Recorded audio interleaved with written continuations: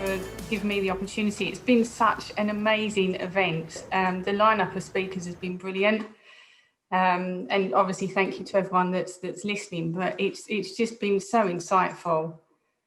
Lots of strong things. As I was just saying to Heather and Harula, you know, this theme about confidence and case studies and role models and examples to give others hope, I suppose, and confidence that they can succeed is a really strong one for me today. Absolutely. I think there's so much, you know, any change that we can make in any aspect of ED&I is a step in the right direction. And I think there's been so much shared of, you know, the small steps, the bigger steps that can be taken, but things aren't going to change. I've got some slides I was going to share with you. You know, we're not going to make big differences overnight or the next week, next few months. Things are all going to take time. But I think what is different now, Richard, is, you know, there is a greater unity than ever before, given what we've gone through, you know, sadly this year, which is a shame. And how long and how much does it take to finally get so many people to come together? But we are where we are. I think there's real opportunity for everyone to keep it going. It was mentioned earlier, one of the videos I was watching with Lydia, you know, this isn't a moment, it's a movement. And I found that so empowering for you and everyone at B4 and the whole community, because it really is, it's ongoing. It's, you know, there's so many that I don't think it's going to stop now, and that's great. Keep it going, and hopefully you're gonna come up with your one promise, but you do a lot anyway. I mean, you guys at your HR, you're very active, and obviously it's the heart of what you do anyway. But be good to get you to give us one thing that you're maybe already doing that you can give others an example of the sorts of things that they could do in their business to embrace EDI. Yeah, there's a few bits. Shall I share screen? Yeah. Well, I'll leave you to it, Jonna, and I'll jump in when you need me, but the floor is yours. All right, brilliant, thank you. So I would hope by now most of those that are watching know the UHR strapline. It's all about the people, and it really is. It's a statement that we stand by in everything that we do.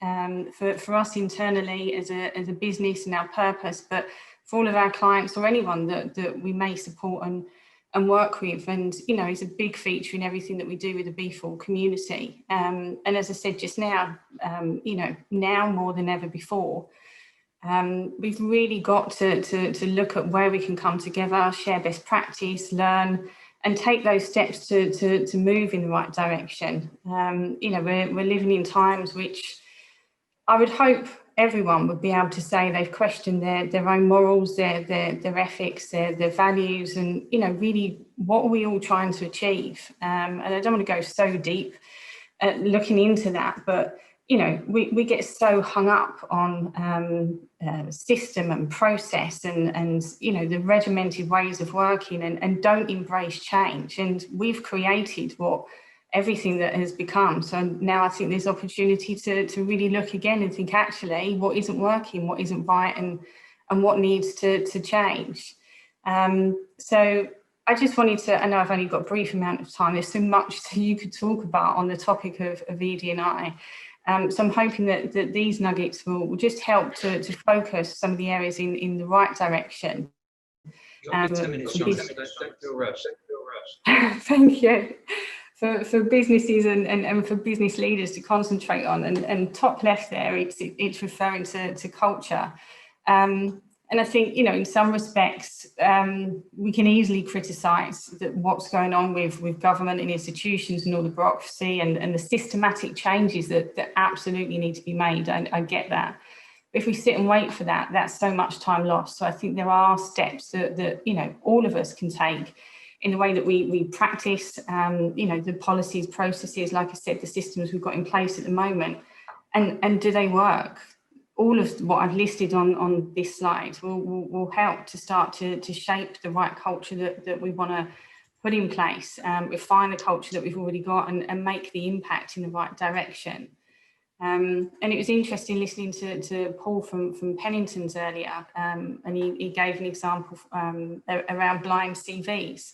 And having gone through some recruitment ourselves recently and actively supporting all of our clients with their recruitment needs, it's fundamental, basic. Where can we actually just showcase what that individual, regardless of what their makeup might be, what that individual is capable of doing for that job? And it works every time. And it's not until we know that someone's got a foot in the door of an interview, and they're going to be put forward for that client. That's when we start to then, opening up and describing a bit more of what that individual, that candidate is about. And that's just one example of many areas on this slide that, the small bits that we can focus on, Richard, to really start to make that difference and, move away from conscious or as Paul said, unconscious biasness that actually have a significant impact in a number of areas. I really feel that, with all due respect to anyone, but for those that kind of, the nice to have, it's something that we will do, it's something that we will do. We've got to start making a difference, all of us. And if you aren't holding yourself to account, or if you need to question, actually, am I actively trying to make a difference for my business as a business leader, as part of a community, as part of society, then clearly there is work to be done. And I think it was interesting, it was brilliant working in collaboration with Linda Hughes on the survey that we run, but very interesting to see a lot of the feedback that we got from the survey for this event. And I think one of the things that I just wanted to emphasise, and I've said it for a while now, and you've probably heard me say it before, but stop having an Elvis moment, a little less conversation, a lot more action. And that's something that, again, in UHR, we very much, do push forward with ourselves and with our clients that, okay, we spoke about it, now what we're going to do, rather than just keep conversation. The next point I wanted to focus on this slide is data gathering, analysing the data.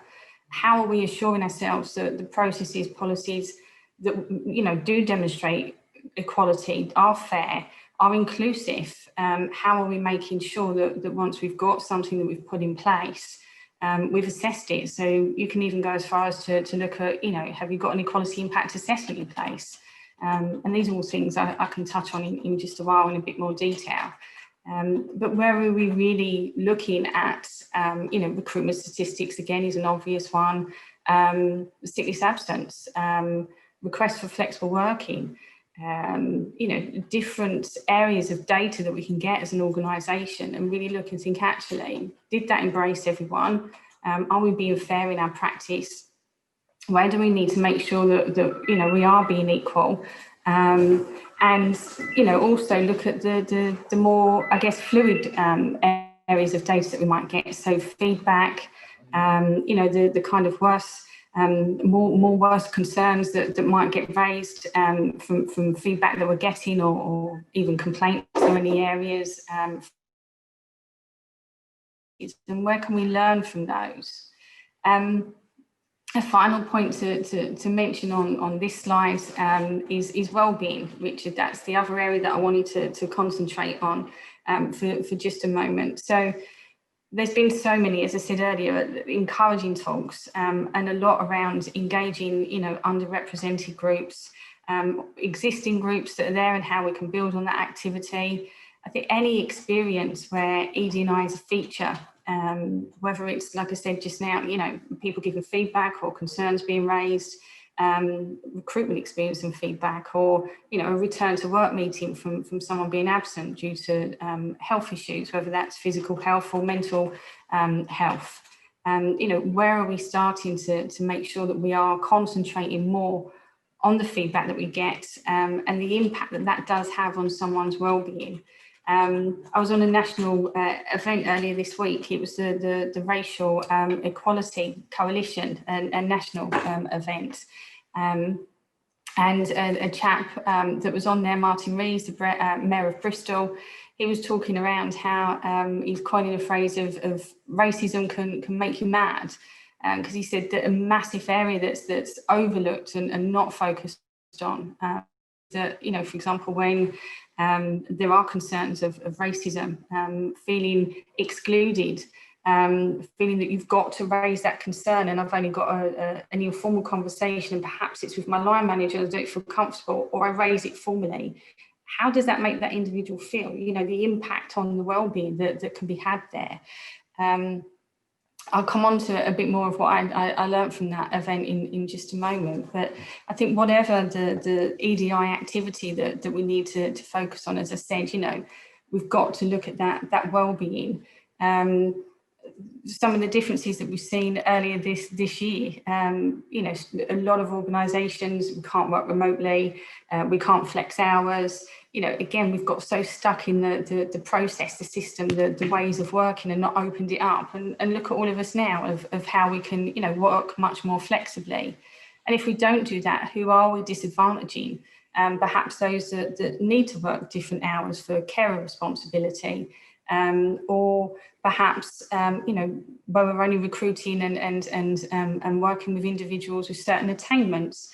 You know, the impact that might have and the exclusion that might, you know, arise through our processes, because we're not looking more open-mindedly around the areas that we can concentrate on.